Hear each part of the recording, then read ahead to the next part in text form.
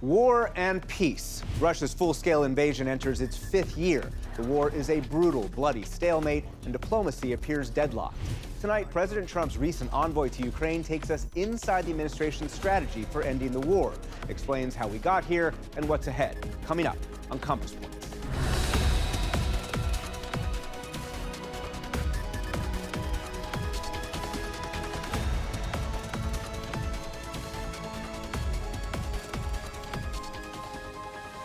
Support for Compass Points has been provided by the Judy and Peter Bloom Kovler Foundation, Camilla and George Smith, the Dorney Koppel Foundation, the Gruber Family Foundation, and Cap and Margaret Ann Eschenroder. Additional support is provided by Friends of the NewsHour.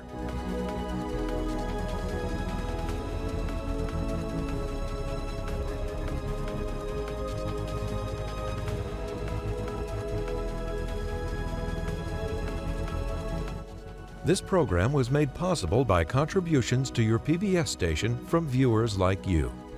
Thank you. Once again, from the David M. Rubenstein studio at WETA in Washington, moderator Nick Schifrin. Hello and welcome to Compass Points. President Trump famously said on the campaign trail that he would end Russia's war against Ukraine on day one of his return to the White House. Today, the president is 13 months into his second term, and the war is starting its 5th year. Ukraine is enduring a relentless bombardment, including against its power system during a bitterly cold winter, and civilian casualties are at an all-time high. Here tonight to give us an inside look at the state of the conflict and the negotiations to try and end it is retired Lieutenant General Keith Kellogg. He was President Trump's special envoy to Ukraine until the end of last year, and he's now co-chair of American Security at the America First Policy Institute. General Kellogg, thanks very much. Welcome. Thank you. It's good to be here. Appreciate it. You often argue that Russia is not winning in Ukraine, and you recently said that Russian President Vladimir Putin is looking for a way out, but he can't psychologically get there. Why do you think Putin's looking for a way out, and what could that look like? Well, I think when you look at just the sheer numbers alone, first of all, when I say he can't get his way out of it, he's not winning. And what I mean by not winning is he's really never gone beyond the land he's got right now. He hasn't crossed Dnieper River. He hasn't got the river that divides Ukraine, basically. He hasn't got to Kyiv. He's added 2 new NATO members, both in Finland and Sweden, which they're pretty good. So his definition of winning is not mine. Now, and I use this as a data point. So when the Soviet Union left Afghanistan, they left after losing 18,000. He suffered between 1.2 and 1.4 million casualties, dead and wounded. So I think he's got himself to a problem where he can't really get out based on the losses he's taken, the equipment he's taken, and he's driven himself to be a regional power, not a full power. So I think he doesn't want to become a Nicholas II, the last Tsar of Russia, where somebody shoots him. But I think he's worried about the fact that he's had those losses. The people haven't turned on him yet. But if you keep sustaining losses like that, eventually you're going to move into the area which we call White Russia, which is west of the Urals. Yeah. And then the people are going to start saying, hey, what's going on here? And then you start to see the military bloggers right now saying, what's going on? What's our strategy? And I think they've reached a point after 4 years of war where their frontline units have been mauled. They don't have the military capacity to be able to continue the offensive beyond where they've gone. And it's sort of like a trap. And he's going to say, well, I've got to get a victory. If I don't get a victory, somebody's going to probably try to eliminate me. There is, of course, the question of how to deal with him, though. I mean, he is ultimately the single decider when it comes to Russia. He is in negotiations with the United States right now. The lead negotiator for President Trump, Steve Witkoff, recently said this about Putin on Fox News. He's never been anything other than straight with me. And I say that and I get attacked. But that's an accurate statement. Never been anything other than straight with me. Is that your assessment of Vladimir Putin? Well, here's my assessment of Vladimir Putin. As long as you realize that President Putin was a KGB colonel, the furthest west he was ever at was, other than like trips to Alaska, was Dresden, Germany. And you just have to understand the personality and the understand the Slavic and the Russian personality, and then kind of say, do you really trust a guy like that? You know, I keep going back let's say back to 1938, when Neville Chamberlain said he trusted Hitler. Well, history proved that not to be good. And so the question is, do you really trust a guy like that and circle around him? So I think you have to have healthy skepticism about what his objectives are. And any KGB agent, a good one, would probably tell you one thing and mean something else. There's a bottom line question, of course, whether Vladimir Putin is even willing to negotiate or willing to agree to some kind of peace deal. You know, Yeah. Two senior European intelligence officials told reporters at the Munich Security Conference a couple weeks ago that Putin is not negotiating in good faith. I mean, do you agree? Is there a deal that Putin would even agree to? Yeah, I think right now, if he's just, if I was advising him, is declare victory and go home, because you're not going to give up the land you've got. But the reason why he wants that part of the Donetsk province, And in eastern Oblast, Ukraine, right? is you look at the 3 fortified cities that are still left in defensible terrain, and I've walked that terrain. I've been on it. And it's really the last piece of really defensible terrain before Kharkiv, which is the second city. Second largest city in Ukraine. And that gets you to Kyiv. So if you're willing to accept the fact that he's a Jeffersonian Democrat and that this is as far as he's going to go, okay, but history has shown that in real politics that he's probably got a desire to conquer, at least get to Kyiv or make him, neutralize him to such a degree that it's kind of like, as Kissinger used to want to have, basically a neutral power. So, and people don't understand the size, I think, not only the war, which is the largest war in Europe since World War II, but Ukraine's a huge country. And at the end of this, the Ukrainians want to have an army of 800,000. Yeah. Think about that. No army in Europe's that large. None. Or is battle tested. It's battle tested. So the new axis for the West will probably stretch through Poland and Ukraine down into Romania, as opposed to where it used to be, which is in the Baltics, the German countries, and France. So if your assessment is that Putin still wants to subjugate Ukraine, essentially, and that's the main goal, certainly assessment shared by the Europeans I talked to, many Americans I talked to, you keep talking in public about how Putin is the impediment to progress. But here's what President Trump said about this on February 13th. Russia wants to make a deal, and Zelensky's going to have to get moving. Otherwise, he's going to miss a great opportunity. He has to move. What should we understand about why, at least it seems to a lot of people, President Trump continues to pressure or blame Zelensky and not Vladimir Putin? Well, I won't speak of the president, but when you look at it, the overtures that are brought back to him are business related, where you've got Kirill Dmitriev, who's Head the of the Russian Russian sovereign wealth fund, yeah. And when he starts talking like trillions of dollars are available, which I don't believe, and that kind of sways you to where you're thinking, and Steve being a businessman kind of looks like that.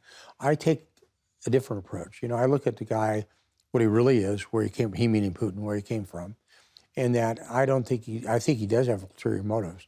He just can't realize them. And I think if you come from that perspective, that's where the Europeans come from, is that do we really want to take a chance on this guy? And I think most of them did. I was just in Cambridge, UK last week. They're not willing to go there. And I don't want to see World War III start. I don't want to see my grandchildren involved in that. And we've made mistakes in the past. And I would prefer err on the side of caution with Putin and just say, you're going to go as far as you went. This is where you're going to be. Yeah. Take it and go home. You mentioned business deals. I want to bring up a tweet or a post that you had on X. So this week, the U.S. declined to support a UN General Assembly resolution supporting, quote, lasting peace in Ukraine. U.S. chose to abstain. And in response, you wrote this: is not 4 years of war enough? Is not missing children, shelling of cities, and the killing of innocents enough? It is not a business deal. It is war. Why'd you write that? Well, I believe that. I mean, being a former soldier, you don't approach this fight as just a business deal. It's a war. They've invested a lot out there. You understand the terrain that's on the ground, and to get there. And, when I was talking about the UN resolution that was passed, it was really a simple resolution. It was stop the war. In the General Assembly, no less. No legal binding at all. Yeah, and return the children, with thousands of children. I said, okay, that sounds like a pretty good idea to me. Bring the children back, stop the war. And so that's the reason it was there. And there's the reason I said that. But are you saying that the U.S. team is now approaching this as a business deal rather than? I think they always have. I think that is an error. That if you approach it that way, there is always an economic aspect to it, and I think what they have to do is understand just it's a game of wills.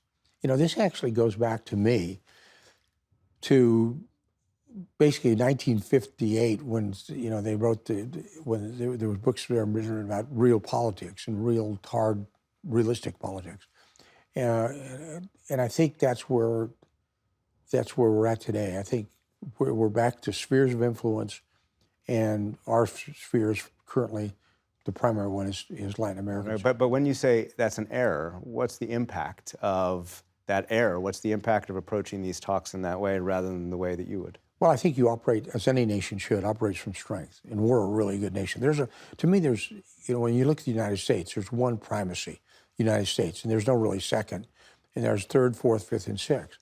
And I think we operate from that aspect, that there's no other power on earth as strong as we are. And play your strength. It's sort of like an American poker game. If you go all in, the other side doesn't know. Do you really have the cards or not? And I think we the United States, have got the cards to force Putin to say, time for you to go home, time to call it a day, time to end this war. Putin is not going to win this war. I don't think he's got the wherewithal to do so. He doesn't have what I would term the legs, the combat power to go much further. It's a depleted military. Economically, he's being hammered. It's a petro state. When you look at Urals oil, it's now trading at $40 a barrel, where I think Brent's being traded, which is the benchmark, of $70 a barrel. It's a real problem for him. You use the word cards, and I have to, I'm reminded of a moment last year that I have to ask you about. So like I said, you were in this position until December 31st. And on February 28th, 2025, the Oval Office hosted a moment that has become so infamous, the word Zelensky has really become a warning to other foreign officials who are visiting President Trump. Let's take a watch. During the war, everybody has problems, even you, but you have nice ocean and don't feel now, but you will feel it in the future. God bless. You don't know that. God bless. God bless. You will not have a war. Don't tell us what we're going to feel. War, You're not Mr. in a good Brown. position. I You don't was have the saying- cards right now. With us, you start having not cards. playing But cards. right now, you don't. I'm very You're playing serious, cards. Mr. President. You're I'm playing very cards. serious. You're I'm gambling the with the president lives in of war. millions of people. You think- You're gambling with World War What do you- III. what do you think You're about? gambling with What do you World think War about? III. It's hard to even watch today. and this is you in the corner right there, highlighted in the Oval Office that day. What was going through your mind? Well, we had met with Zelensky that morning, and I told him a couple things I had told him. You know, one is don't make it a controversial or contentious meeting. The second, I said, you know, sir, I know you like to use English and speak English. Use your interpreter. He goes, why? I said, because it allows you to think before you answer the question. And he said something that was really telling right there that confirmed what I said. He interpreted when President Trump said, you don't have the cards. Right. He thought it was a card game. Right. That's not what he was getting at. So you didn't allow time for you to think your way through what you were going to say. And Ukrainians told me afterward, he said, God willing, he meant God forbid. Yeah. And he just didn't know the translation quite right. So that's where I said, and I've told him that more than once, is use your translator as an advantage. English is not your primary, it's like your third or fourth language. And to me, that's a good advice. He didn't follow virtually any of the advice. And later that week, I went to Council on Foreign Relations, and I said, well, sometimes you need to be hit in the head like a mule with a 2x4. And it was almost like he got in over his skis. And it was painful to watch because everything we had told him to do, he didn't do. Because it seems to me that you wanted him to succeed. You wanted him to sign the minerals deal that he was supposed to that day. He present himself to the president as how you saw him. I mean, just the week before that Oval Office meeting, you went to Kyiv, you saw Zelensky in his office, we see it right here, and after this meeting, you called Zelensky a, quote, embattled and courageous leader. But what reaction did that statement get from the White House? Not a very good one. And let me explain why. And it's interesting because I said to people that he is embattled. He's been fighting for a long time. He's courageous, and courageous to define it. The day of the invasion, he said, "You'll see our face to the Russians. You'll see our face, not our back." And he went on a ride to get out of town. He said, "I don't need to ride any ammunition." Is that a man courageous? Sure is. When you talked about embattled, I said, you know, here's a guy who's a country at war with an existential fight for his freedom. I said, the last time an American president faced that was Abraham Lincoln. And I said, we have to understand where he's at and where he's coming from. He hasn't left town. He's willing to fight. He's willing to do things. And I had this whole discussion with him.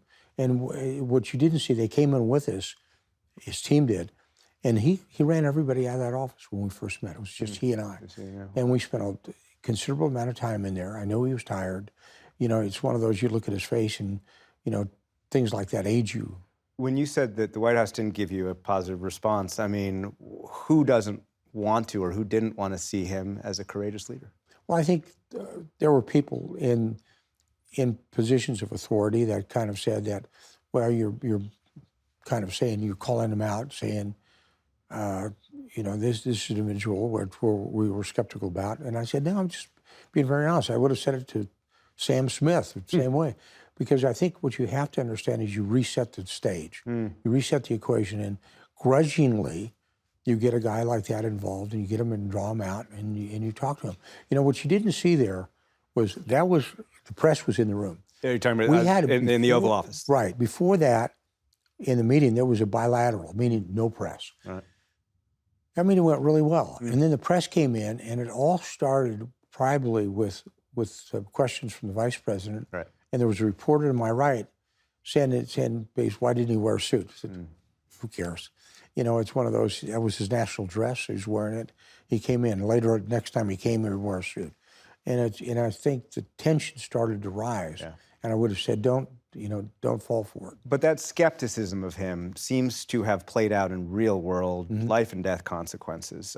January 26th, right before that, a U.S. official told me the Pentagon had issued an order to stop weapons being drawn down, as it was during the Biden administration, and sent to Ukraine. And then I was told stoppages and slowdowns occurred again, whether from the Department of War or the White House.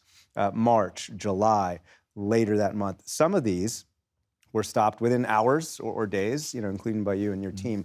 But overall, what was the impact of all of that skepticism, all of that questioning of Ukraine, Zelensky, and the entire effort? Yeah, I think, and self-serving, meaning we looked at the United States, and I have to explain, I explained it to people, and I said, look, first of all, you have to understand stockage levels of wars. And for example, let's just use the PAC-3 missile. Patriot missiles, the most advanced air defense that we have. So, Lockheed Martin is a prime producer of the Patriot missile, but people don't realize that Seeker heads, the PAC-3 Seeker head missile, is made by Boeing, and they only make 30 of those a month. They shoot those in a day, and it's their own fault, meaning the United States' fault, because years in the 70s we had what we used to call a 2.5 war strategy. You could fight a war in the Pacific, one in the Atlantic, and also 0.5 left over. We drew that down to 1.0. Because of that, the stockage levels went down, and companies weren't on a wartime footing. So we have to make sure we protect ourselves, and the president did that. When they metered it out, they questioned it, what it was to take. We went back to the unified commander, or the centralized commanders out there. What is it? What do you need to prosecute a war plan? And I think we were saying we're running out of these. We're running out. For example, let's use the Javelin anti-tank missile. People don't realize that assembly line is dead. It's gone. Right. So they had to resurrect this Javelin assembly line. Yeah. So we have to protect ourselves. So you're acknowledging the arguments that everybody heard on all sides for years, right? We only have so much capacity, in terms of missiles, especially air defense, anti-tank, so that we do need to reserve them, whether for the Middle East or Asia, and not send them to Ukraine. But the other side of this is how to pressure Russia, like how to get back to that peace table, that I think everybody wants. And you said something interesting in Kyiv a few months ago, recently. You said, to solve the war, you're probably going to have raise your level of risk. And the example you brought up was Richard Nixon in 1972 in Christmas, bombing North Vietnam in order to try and get a diplomatic deal on the table. So let's talk about pressure moving forward. For example, should the U.S. send Tomahawk missiles to Ukraine? Well, I think you don't really have to send them because they've come up with alternatives to do that with they call the Flamingo missile. Their own version. But I think just the president saying, well, we're thinking about doing it or going to do it, it might change the equation. But I think the real attack line is economic. And sort of, and we're doing this, by the way, right now, is attack the shadow fleet. Right. The shadow fleet carries the illicit oil. And last week when I was in Europe, I said to them, look, 70% of that comes to the Baltics. You can shut it down if you want to. And I wouldn't say the military equation will change, but the way that President Putin pays his troops and funds the war is through petrol. And when you look at Urals, the price of the barrel of oil going down, then attack that. And we keep talking weaponry.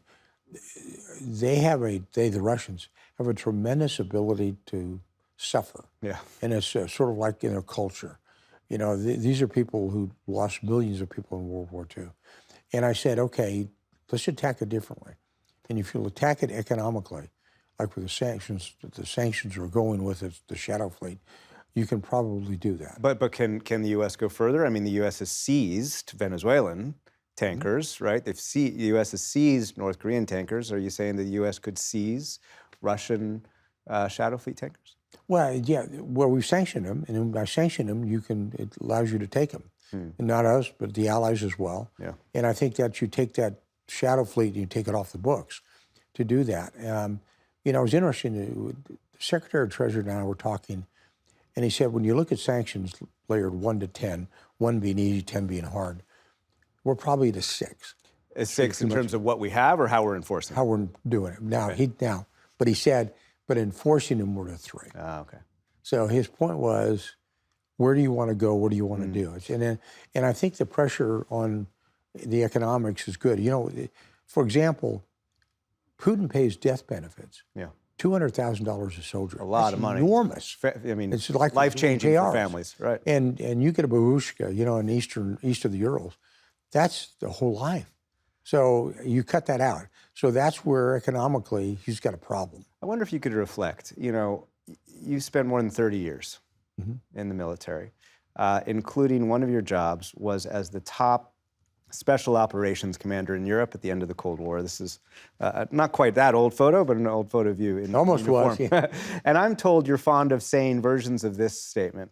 I've tried to kill Russians, and they tried to kill me. Now that you're no longer in the administration, I wonder, is there anyone bringing that perspective? I don't know.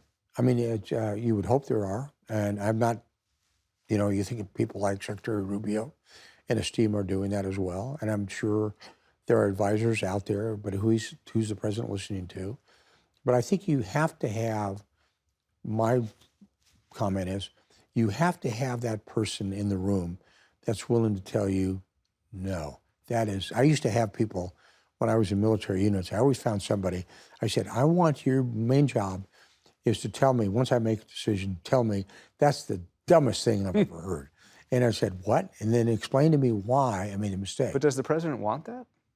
Oh, the president, I will tell you, from knowing him since as long as I have, he really is good at that. He's got a Socratic way of doing business. And is there someone doing that for him right now? I don't know. But when I was there, he had the ability to take that. Now, you better be ready to take the blowback. You know, if you're not ready to take the blowback, then you're in the wrong place. I want to end here by asking you about something you told the Kyiv Independent. You said you were leaving the Trump administration because you wanted to spend more time on the outside, where I could be much more open and free to talk about Ukraine than I was inside the government.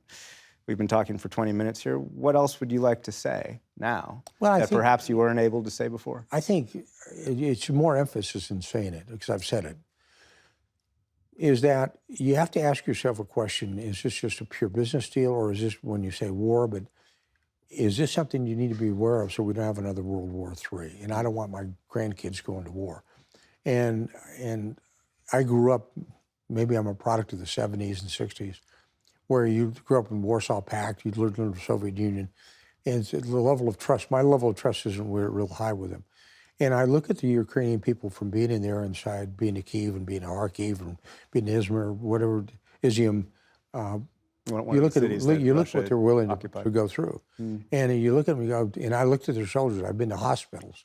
I've talked to soldiers out there, and you take your hat off to them for willing they're able to withstand. And I think you just need to say to President Putin, okay, why don't you just call it a day? Call it a day. And just freeze in place, you go home and do it. But I don't know if we've done that to him, or he's been. You don't know if the U.S. has made that ultimatum. Yeah, I mean, I would do it. Say ultimatum is take it or go home, and then if he doesn't, it's one of those things you could do today, and it's more and more, especially since last week, is the Europeans are taking more of a lead, and if they don't watch out we don't watch out within a year, they're going to go without us.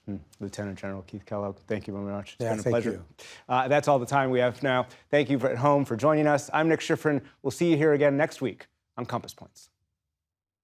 Support for Compass Points has been provided by the Judy and Peter Bloom Kovler Foundation, Camilla and George Smith, the Dorney Koppel Foundation, the Gruber Family Foundation, and Cap and Margaret Ann Eschenroder. Additional support is provided by Friends of the NewsHour.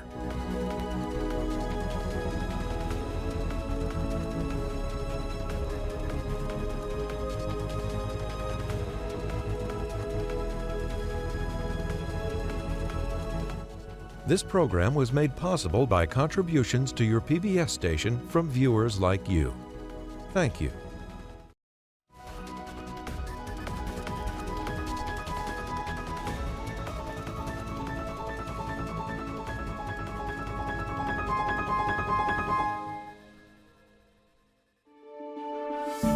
You're watching PBS.